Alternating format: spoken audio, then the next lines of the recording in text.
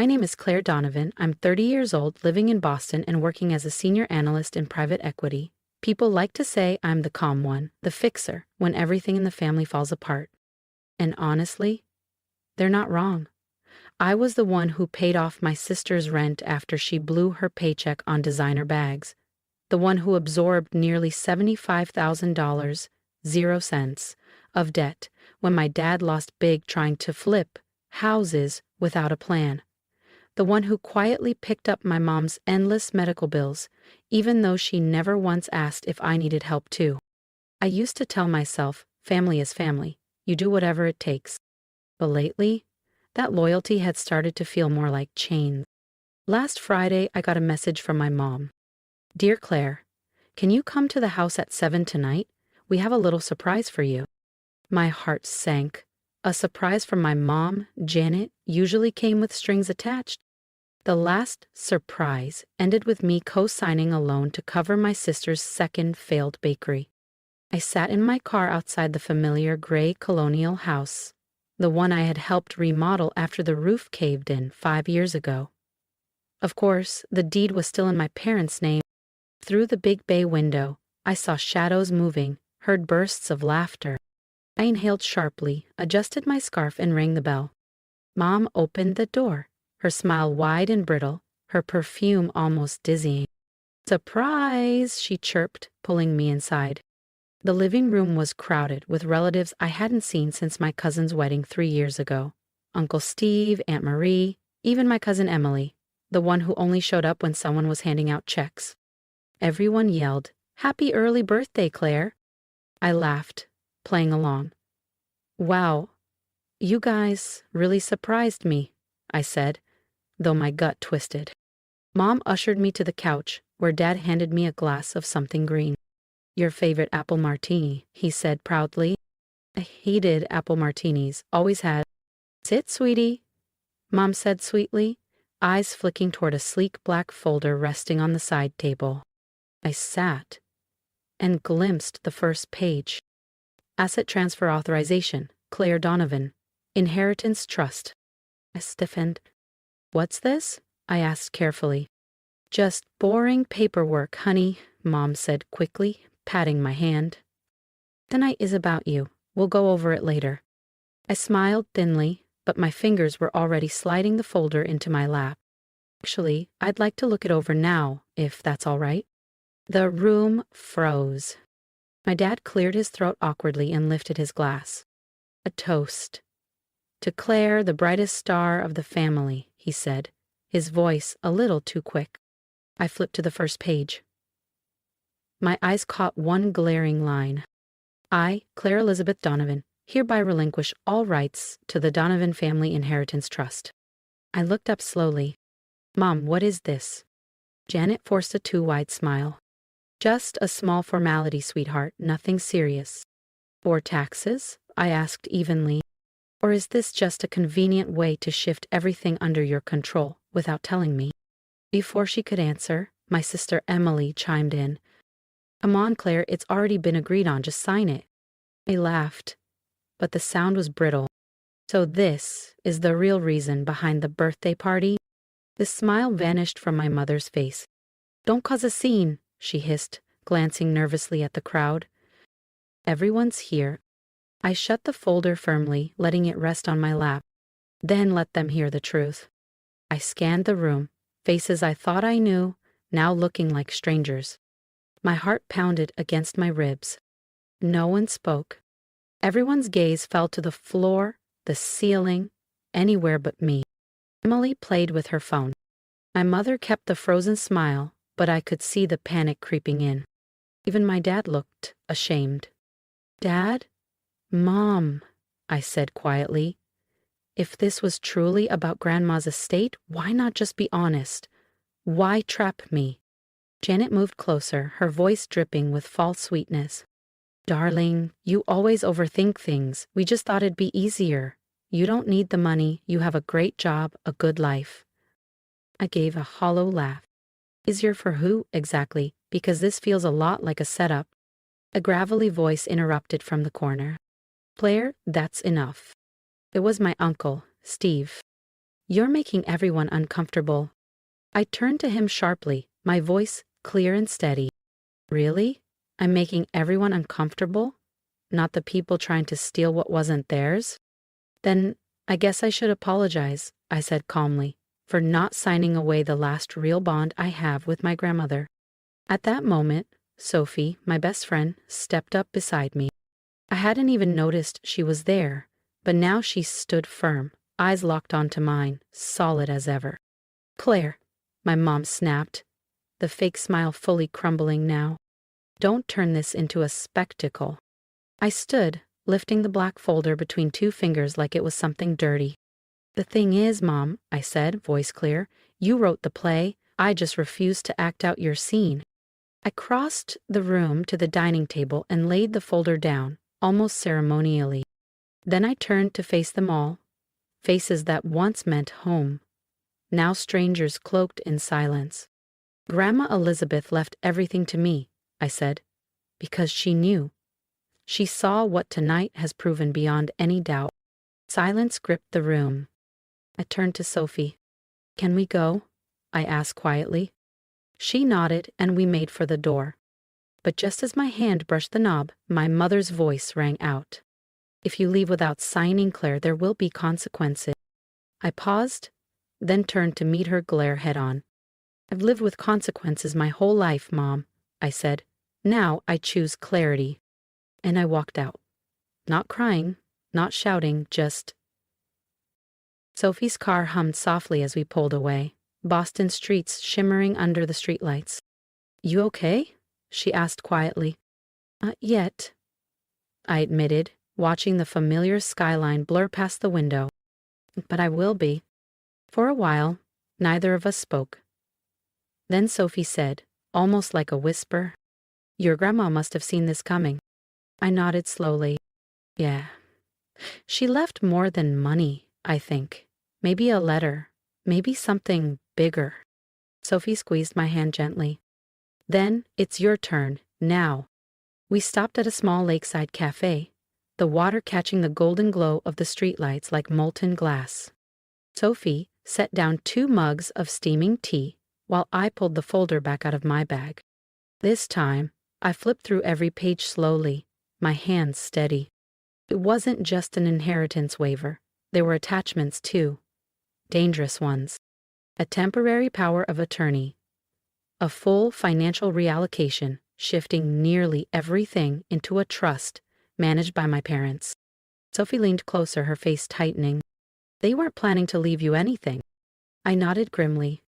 And worse, they were planning to use my name to make it look legitimate. If you're as ready as I am to uncover what my grandmother left behind and what my family tried to erase, make sure you subscribe. You won't want to miss what happens next. Sophie bit her lip thoughtfully. What about your grandmother's lawyer?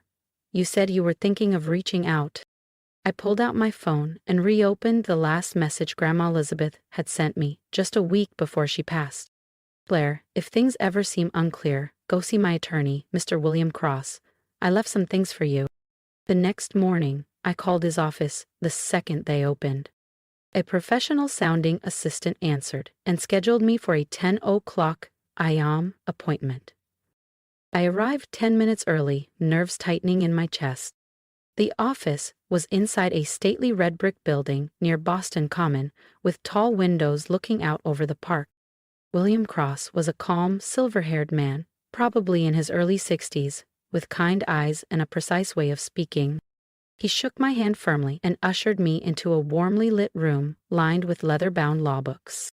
On the polished desk sat a thick envelope, sealed carefully, with my name written in my grandmother's familiar handwriting. Mrs. Donovan left a private video recording for you, Mr. Cross said, pulling a small USB drive from a drawer. There are also original documents tied to the trust your family is now attempting to restructure. I swallowed hard. The video, can I watch it now? He nodded and plugged the USB into his computer. The screen glowed to life, and her voice filled the room. Slow, gentle, but still razor-sharp. You're quick, Claire. If you're seeing this, then everything is happening as I feared. I leaned forward, heart hammering. You have always been generous, never asking for anything. That's why I chose you. I saw how others used family as an excuse for entitlement and manipulation. I wanted better for you. My throat tightened. On screen, the terms of the original trust appeared, crystal clear. If any heir was coerced into relinquishing rights, the assets would bypass the family entirely and be donated to charities. Your family is unaware of this clause, Mr. Cross said gently, but if you wish, I can activate it today. In the video? I asked quietly. He handed me a fresh USB. There's one more recording, for your family. A plan formed in my mind, sharp and steady. I found Sophie waiting outside by the curb. I slid into the car and told her everything. When I mentioned the family video, she smiled wickedly. You're going to show them. I nodded, feeling a calm determination settle over me. Tonight, we're hosting a little ooh-ooh reunion. Their surprise party was about to get a twist they'd never see coming. And this time, I was the one writing the script. Once everyone arrived, I'd play the video. No arguments, no edits. And if anyone still tried anything shady, the clause that redirected everything to charity would snap into place. They had no idea they were the ones being tested now. Not me. That evening, I sent a short round of texts. Mom, I've thought it over. Tomorrow at 5 p.m. I'm inviting everyone to my apartment. I'd like to resolve this peacefully. Her reply was almost instant. Sweetheart, I knew you'd come around. We'll be there. I didn't even have to read it carefully. I knew my mother. Janet Donovan never turned down a gathering where she thought victory was on the table. Sophie and I spent the afternoon rearranging the living room. We borrowed a mini projector from her office, setting it up on a shelf across from the sofa. The blank wall would serve as the screen, clean, simple, inescapable. I placed the USB drive labeled For Claire carefully next to the laptop. My heart was pounding, but not with fear, with certainty. Tonight would change everything. Exactly at 5 p.m. the doorbell rang. My mother arrived first, wrapped in a soft cream dress, her heels tapping purposefully against the hardwood. Where's Claire Elizabeth? She called out, using my full name the way she always did when she wanted control. I invited you, I said calmly, stepping into view. Please, come in. My father followed, looking tense, then Uncle Steve, Aunt Marie, and finally Emily. My sister, visibly jittery, glancing around like a trapped rabbit. I offered them all seats without ceremony, then walked over to the projector. I have something important to share, I said, my voice low but carrying across the room. I plugged in the USB. The wall glowed to life. And there she was, Grandma Elizabeth. Her silver hair was neatly pinned back, her sharp blue eyes steady on the camera, her voice rich and warm, just like I remembered from summers spent by her side. If you're seeing this, it means Claire stood her ground, she began. I saw my mother stiffen, but she stayed silent. I've created a trust that cannot be altered. Everything belongs to Claire, the only grandchild who never demanded, never manipulated, and never broke my heart. Emily looked down at her hands. My mother shifted stiffly. My father's jaw tightened. This trust has 3 rules, Grandma continued. First, it is to be used only for personal living, housing, health care, and education. 2, Grandma's voice continued. The trust may be invested in independent ventures with no family ties. 3, it may be donated to verified charities if Claire chooses. I glanced at my mother. She wasn't angry. She was panicking.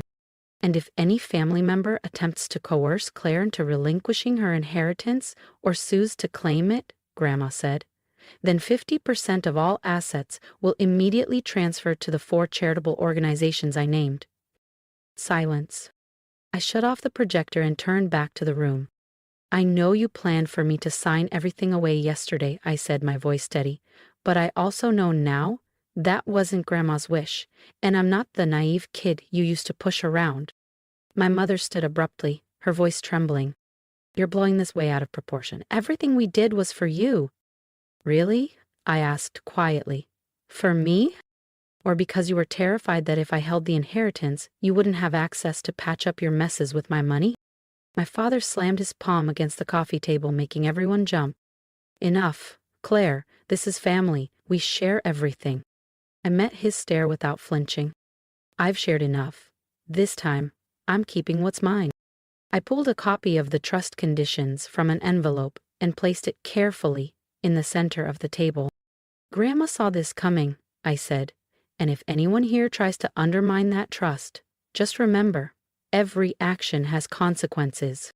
My mother clutched her purse tighter, her face darting nervously between me and the exit.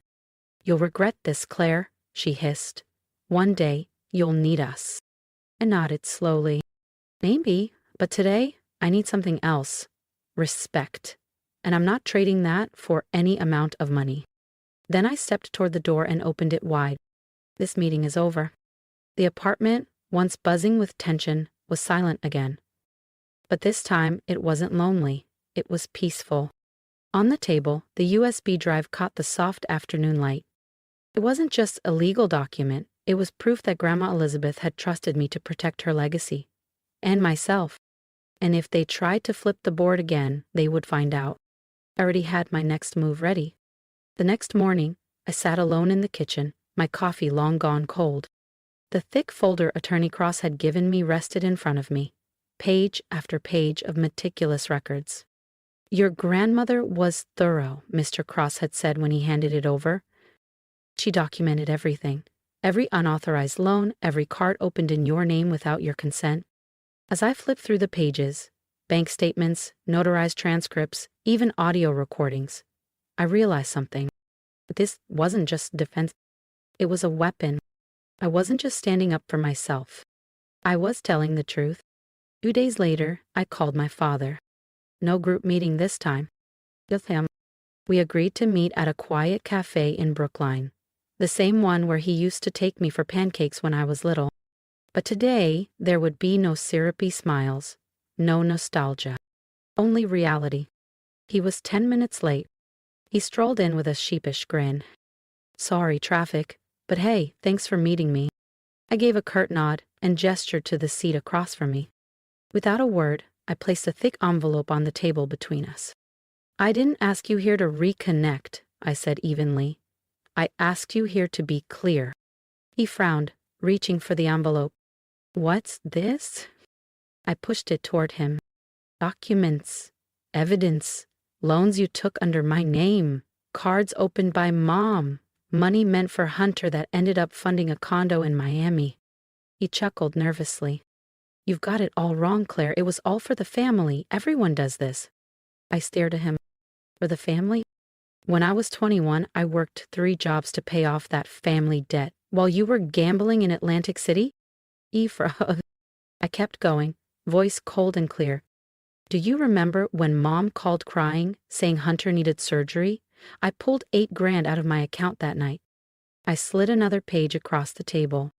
2 hours later, the money bought Mom a great deal on a used Range Rover. Feels like he flinched. Where did you hear that? I slid over the final piece, a recording. Grandma Elizabeth had kept it. She had always known. My father leaned back, wiping his hand across his face. For the first time, he didn't look like the strong man of my childhood. He looked defeated. What do you want? He asked hoarsely. I folded my arms across my chest. Not money, not an apology, just this. Stop. He narrowed his eyes. From now on, I said, you and Mom stay out of my finances. No calls, no emergencies, no fake account mistakes. I leaned in. If anyone in this family tries anything, I'll take everything to the IRS and the Financial Crimes Unit. Every document, every recording. He opened his mouth to argue, but I raised a hand to cut him off. And one more thing, I said, voice low and final. I know you're looking for a new lawyer to challenge the trust. His eyes widened. But if you even try, half of the inheritance vanishes into charity, instantly. I gathered my folder and stood up.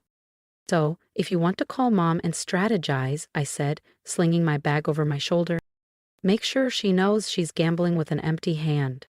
Then I walked away, this time on my terms. Just know, I said, voice level, every wrong move will cost you half. He stared at me, searching my face, trying to gauge whether I really meant it. I gave a small, almost sad smile. You taught me chess, remember? Sacrifice the pawn to protect the queen. Looks like you chose the wrong piece this time. I walked out of that cafe without looking back. For the first time in years, my steps felt light. This wasn't about money anymore.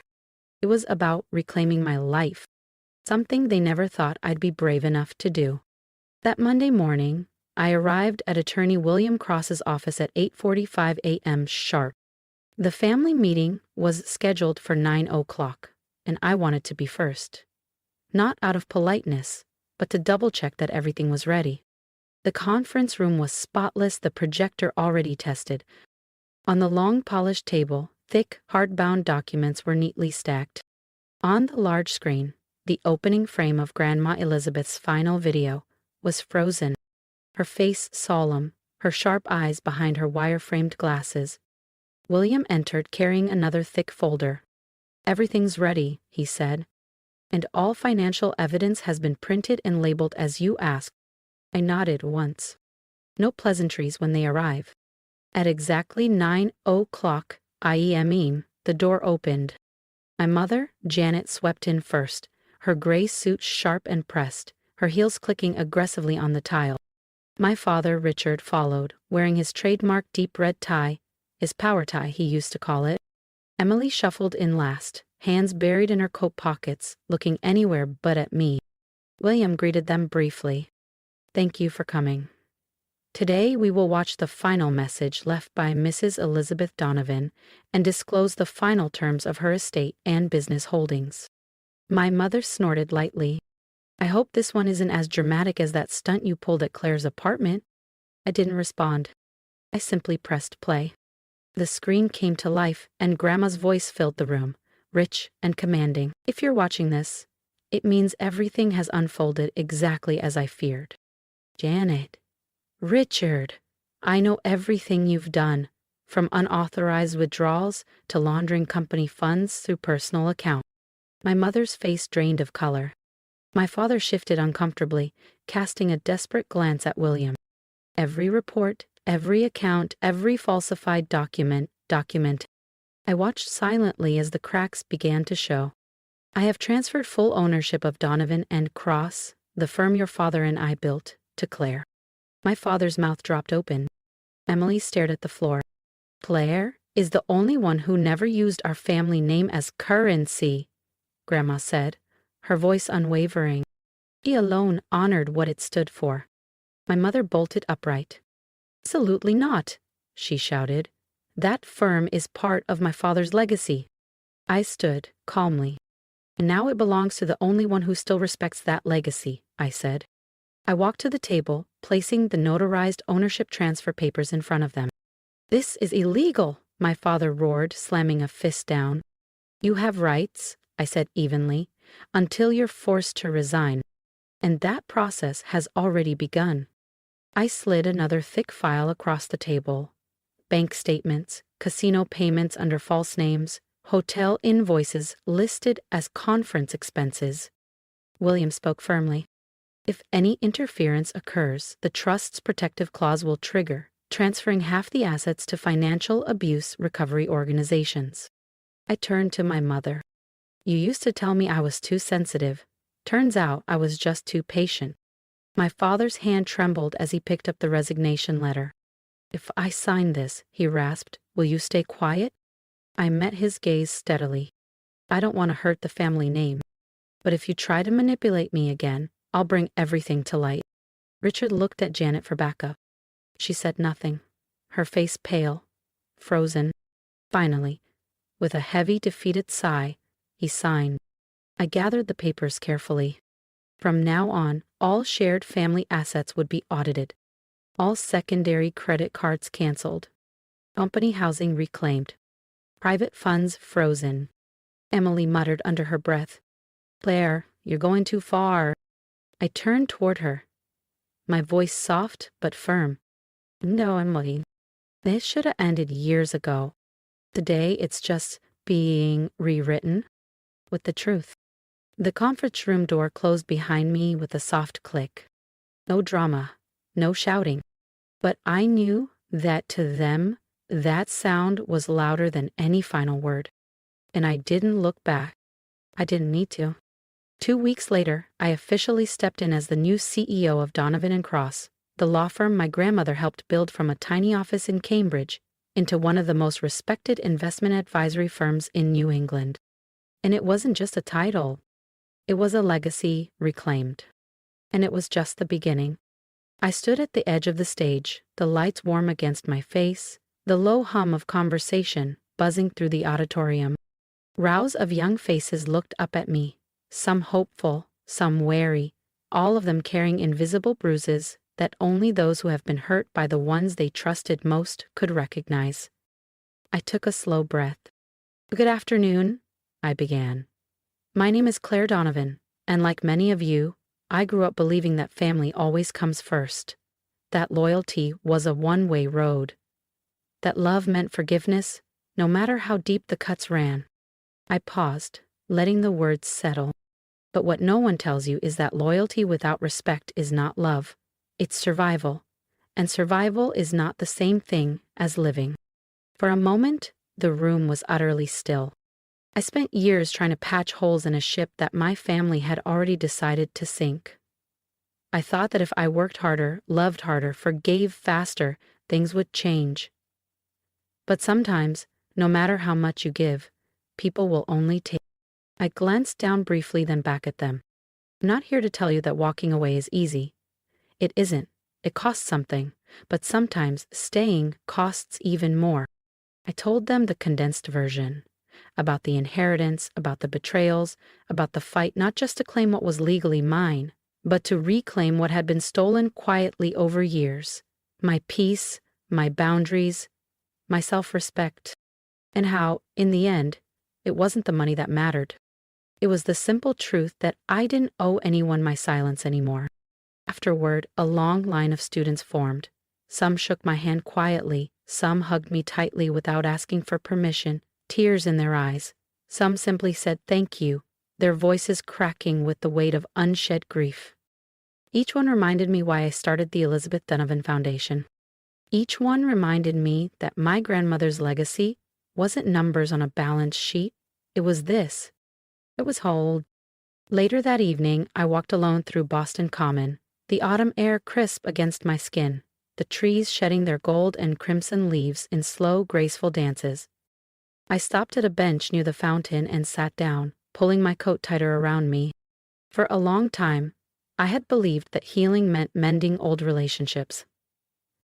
That to move on, I had to make peace with the people who had hurt me. But now, sitting under the stars with the city lights sparkling around me, I realized something different. Healing wasn't about them. It was about me. It was about forgiving myself for not leaving sooner, for trusting too long, for thinking I had to earn love that should have been given freely. And as I sat there, breathing in the cool night air, I smiled. A small, genuine smile. Not for anyone else. For me. A week later, I was back at the foundation office, finalizing the plans for our first official scholarship program. Sophie came in, balancing 2 coffees and a stack of paperwork. "You've been quiet lately," she teased, sliding into the seat across from me. "Just thinking," I said, smiling, "about how different everything feels." She raised an eyebrow. "Good different or scary different?" "Both," I admitted, "but mostly good." We spent the afternoon reviewing applications, laughing at typos, getting frustrated at bureaucracy, and dreaming bigger than either of us had dared a year ago. At one point, Sophie leaned back and said, "You know, if you hadn't fought back, if you hadn't chosen yourself, none of this would exist." I looked around, the modest office, the foundation growing in steady beats like a strong new heart, and nodded. "I know," I said. "And that's the thing about building your own life after losing everything you thought you needed. You find out you didn't lose anything at all. You just finally made space for something real." That night, before heading home, I added one more line to the foundation's website. You are not selfish for choosing peace. You are not ungrateful for protecting your heart. You are not wrong for letting go. Because sometimes the family you're born into will never see your worth, but you can still choose to see it yourself. And sometimes the greatest act of love isn't staying. It's walking away and building something beautiful with the pieces they tried to break. As I turned off the office lights and stepped into the cool Boston night, I felt it again. That steady, unshakable certainty. I was finally fully home. Not in a building, not in someone else's approval, but in myself. And for the first time, that was more than enough. I walked up to the podium without a long speech, just a few notes and a truth I no longer needed to hide. My name is Claire, I began, and the first thing I want you to know is this: you are not selfish for choosing to protect yourself. The room fell silent. I continued, voice steady. I used to be my family's bottomless wallet, the responsible one. But behind the praise were midnight calls, guilt trips, and whispered threats. If you don't help, what happens to us? I gave more than money. I gave trust. Time. Years trying to patch together something called family peace. I looked down at the first row, where Emily sat quietly, offering a small, sad nod. And then I realized, I said softly, real family isn't just blood. It's who stands beside you when you dare to live as your full self. It could be a college friend, a mentor, a kind stranger. Where you getting back up for yourself. As I stepped off the stage, the room rose to its feet. Not because I was a CEO, but because I had chosen to let go and begin again. Later that night, alone in the foundation office, I pulled out my grandmother's final handwritten letter. Dear Claire, if you ever must choose between keeping your family and keeping yourself, choose yourself. Real family will never ask you to lose who you are. I folded it carefully and tucked it away. Peace wasn't something given to me. In the website, it was something I fought for and finally created. If you connected with my story, I would love to hear your thoughts. Have you ever had to choose between keeping the peace and protecting your own heart? Share your experience in the comments. Your voice matters more than you know. If there's one lesson I can leave you with, it's this. Choosing yourself is not selfish. It's survival. Real love never demands you lose who you are. Stand firm, set your boundaries, and trust that the people who truly care will never ask you to shrink just to make them comfortable. Let's support each other.